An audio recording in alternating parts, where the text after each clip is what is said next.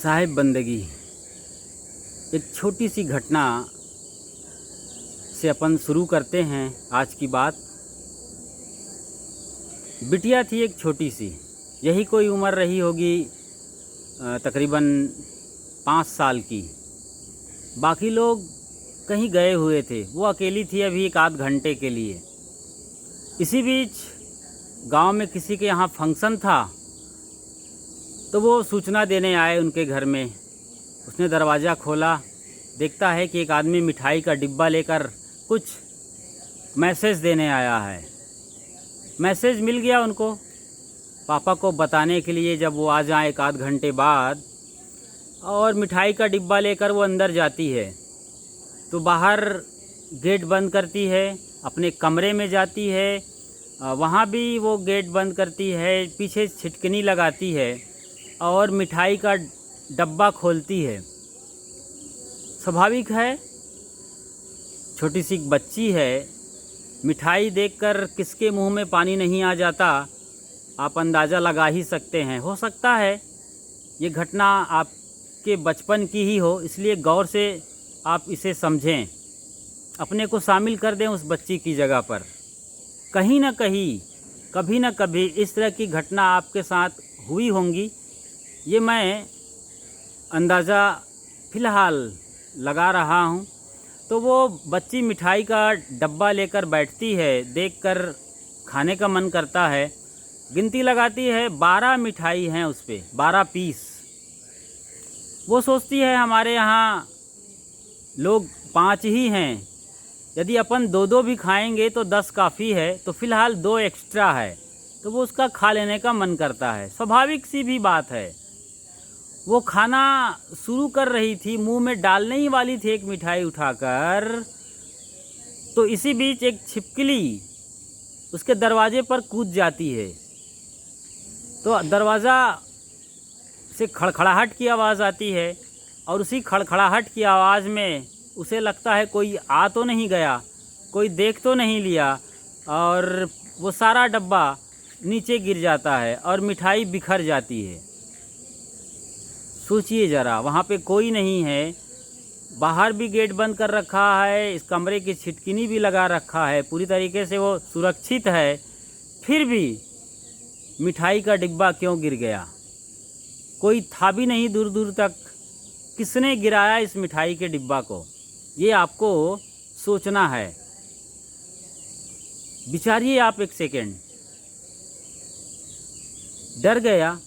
बिल्कुल साहब, वो बच्ची कहीं ना कहीं डर गई। मगर सबसे बड़ी बात है, डराया किसने?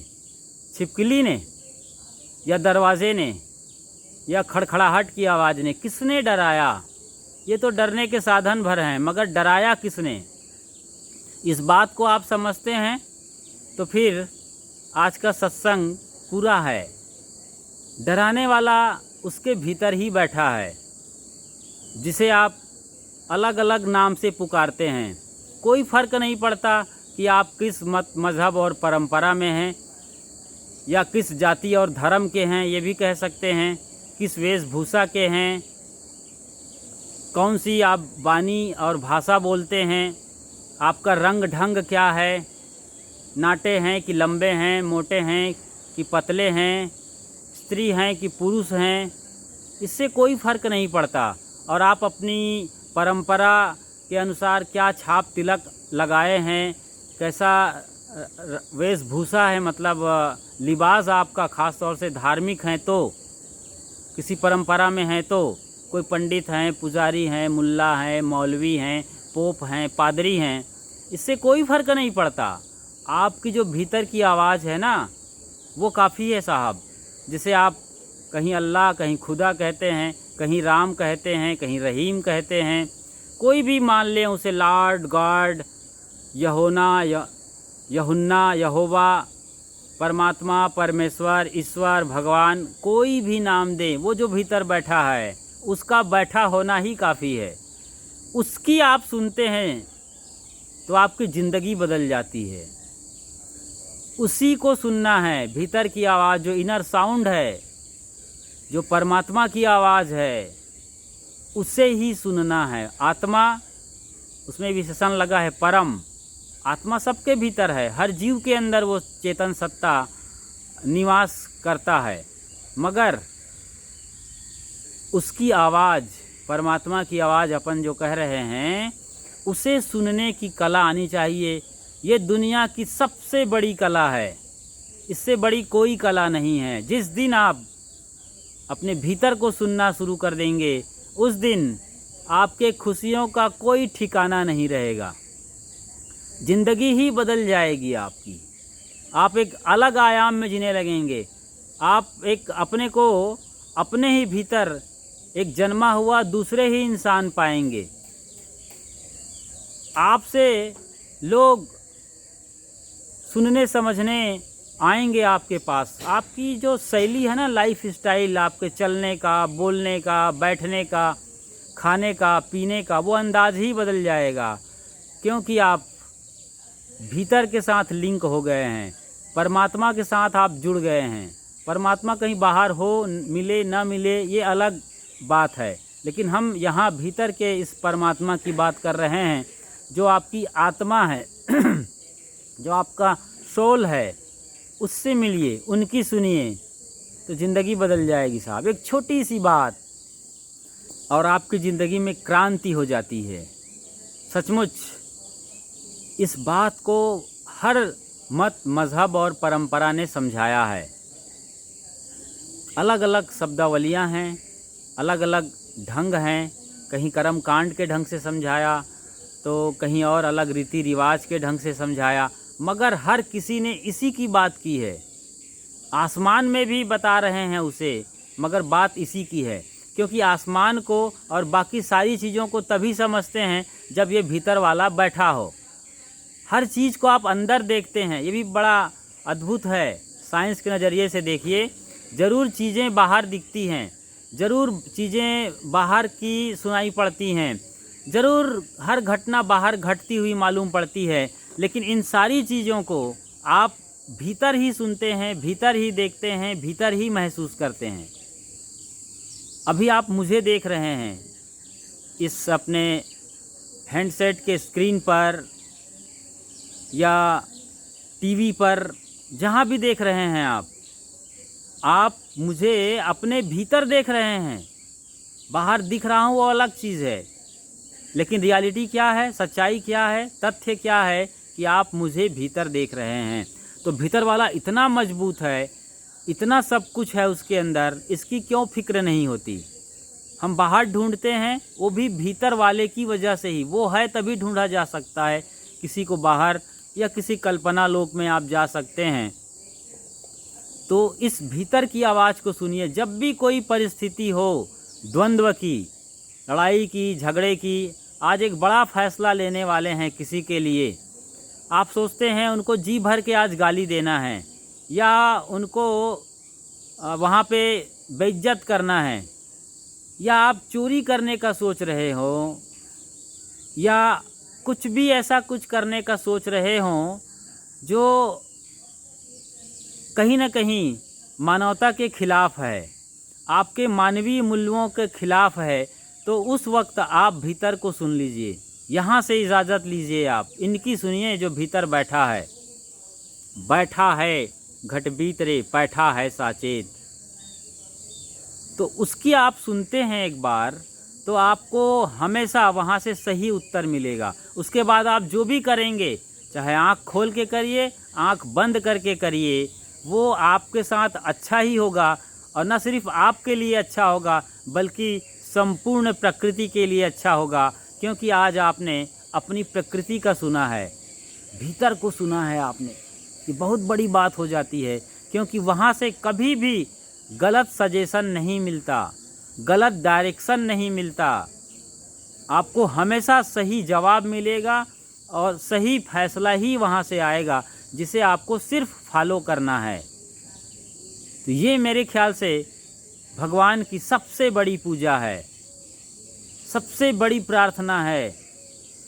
उस भगवान को ढूंढने का सबसे बढ़िया तरीका है, उस भगवान को पाने का, जानने का सबसे बड़ा तरीका है, उपाय है, धर्म है। यही पूरा मत, मज़हब और परंपरा कि जो भी बातें हैं आपको यही बताती हैं, यही लेके आती हैं आखिर में। बहुत घुमाएंगे, पूरी दुनिया की सैर कराएंगे, तमाम रंग ढंग और पद्धतियाँ, कर्मकांड, गीत भजन कव्वालियाँ और न जाने कितने सारे प्रार्थनाएं, पूजाएं, अजान के नाम पर, इसके नाम पर, उसके नाम पर, तीज त्यौहार बने हैं, बहुत सारी चीज़ें। लेकिन आखिर में आपको इसी गुफा में ही प्रवेश करना है, इसी हृदय गुहा में जहाँ वो परम सत्ता, आपकी चेतना विराजमान है। इससे आप मुलाकात करिए, इससे मिलिए, आप अकेले में मिलिए, एकांत में खुद को सुनिए। आप बहुत सुनते हैं दुनिया को, बहुत देखते हैं तमाम परिदृश्य को, दुनिया के, संसार के, मेले को, ठेले को, बाज़ार को, बहुत कुछ हो रहा है। यहाँ तक कि टीवी में भी आप बहुत सारी चीज़ें देखते हैं, मोबाइल के अंदर बहुत सारी चीज़ें देखते हैं, समझते हैं, आह्लादित, रोमांचित, न जाने क्या क्या होते रहते हैं। कभी रोते भी हैं, कभी खोते भी हैं। मगर जब आप अपने में होते हैं तो उस वक्त यही हो रहा होगा कि आप भीतर वाले के साथ हैं। तो इसको जिस दिन आप देखते हैं, सुनते हैं, चखते हैं, इसके साथ भोगते हैं, ये सबसे बड़ा भोग है, परम भोग, जो अनलिमिटेड है। बाकी सारे भोग दुनिया के तुच्छ हैं। जो सबसे बड़ा भोग माना गया है दुनिया में, स्त्री और पुरुष का मिलन, वो भी क्षणिक है, कुछ पल की घटना है, बाकी सब हाल और बेहाल हैं। तो ये परम भोग में आप लीन हो जाइए, इसको सुनना शुरू कर दीजिए, इसको फॉलो करना शुरू कर दीजिए, तो आप कभी नहीं डरेंगे, परम निर्भय हो जाएंगे। निर्भय भय तहाँ गुरु की नगरिया, सुख सोवै दास कबीरा हो। क्योंकि हर सद्गुरु आपको यहीं पहुंचाना चाहता है, इसी से मिलाना चाहता है। इसको सुनने की ही कला वो सिखा रहे हैं कि आप इनर साउंड को, अंतरात्मा की आवाज़, परमात्मा के बजाय अंतरात्मा शब्द बहुत मजबूत और सही अर्थ देने वाला है। अंतरात्मा, भीतर जो सत्ता है, चेतना है, खुदा है, अल्लाह है, उसको सुनो और उसके सुनते ही आपकी दुनिया बदल जाती है। आप वही नहीं होते हैं जो आज तक हैं, लड़ने वाले, झगड़ने वाले, रोने वाले, धोने वाले, राग द्वेष, काम, क्रोध, लोभ, मोह, माया, मत्सर, इसी में पड़े रहने वाले, अर्थात द्वंद्वों से घिरे रहने वाले। जब इनको सुनते हैं भीतर को, तो आप द्वंद्वातीत हो जाते हैं, सारे द्वंद्वों से पार हो जाते हैं। एक नई आँख, नई रोशनी मिलती है। फिर वो होता है जो होना ही चाहिए, जिसके मूल में आनंद समाया हुआ है और संपूर्ण ब्रह्मांड का परम सत्य, परम निर्भयता को प्राप्त होते हैं। आप हर तरह के डर, भय, आशंका सदा सदा के लिए विदा हो जाते हैं, क्योंकि यहाँ हमेशा सही सजेशन आ रहा है, उसको सुनना है, समझना है और उसी को ही जीना है। तो जैसे वो बच्ची डर गई और उसकी सारी मिठाई ज़मीन पर धूल धूसरित हो गई और उसका सारा मज़ा जाता रहा, जबकि उसे कोई डराने वाला नहीं था। घर वाले को आने में अभी कम से कम 1 घंटे का टाइम था। वो चाहती तो सारी मिठाई खा सकती थी और डिब्बा फेंक सकती थी, मगर उसका दिल ये कभी गवाही देने वाला नहीं है, क्योंकि सबके साथ आत्मा का रिश्ता है। चाहे वो माँ हो, बाप हो, दादा हो, दादी हो, पति पत्नी हो, या जो भी रिलेशनशिप हो, सबके साथ आत्मा का रिश्ता है। शरीर का तो बहुत थोड़ा है साहब, ये भीतर का रिश्ता है ना, ये सबसे बड़ा मजबूत है। इसको आपको समझना है, इसके साथ जीना है। तो उस बच्ची को उसकी आत्मा ही ने कहा, झकझोरा, हे बिटिया क्या कर रही है, और सब कुछ गिर गया, क्योंकि वो गलत कर रही थी। रियलिटी यही थी कि गलत कर रही थी। चलो बच्ची है, माफ़ करते हैं, 2 मिठाई तक कोई बुरा नहीं कर रही थी, लेकिन उसके आगे तो सही में गलत हो जाता, क्योंकि उसे आखिर 2 मिठाई खाना ही था अपने माँ बाप के साथ। तो ये आप अकेले में कहीं ना कहीं करते होंगे। मिठाई की जगह कोई और कृत्य हो सकता है। जब आप एक गलत फैसला लेने जा रहे हैं, जो ना आपको खुद को पसंद है, भीतर से आपकी आत्मा ही जिसकी गवाही नहीं दे रही है, आपके परिवार वाले भी इसको इनकार करने वाले हैं। वो आप कहीं ना कहीं अपराध करने जा रहे हैं। किसी लेवल पर हो सकता है, वो छोटे लेवल पर या बड़े लेवल पर, जो ना आपकी आत्मा को पसंद है ना ही आपके घर वालों को। तो वो काम मत करिए। वो काम तभी आप नहीं करेंगे जब भीतर इस अंतरात्मा की आवाज़ को सुनेंगे। तो हो सकता है अब तक नहीं सुन रहे थे, इनकार कर रहे थे, तो आज के बाद स्वीकार करिए, क्योंकि इनकार करके आप कभी भी आनंद की अनुभूति नहीं कर सकते, कभी भी आप स्वस्थ अनुभव नहीं कर सकते। हमेशा आप अस्वस्थ रहेंगे, बीमार रहेंगे, न सिर्फ मानसिक तौर से बल्कि शारीरिक तौर से।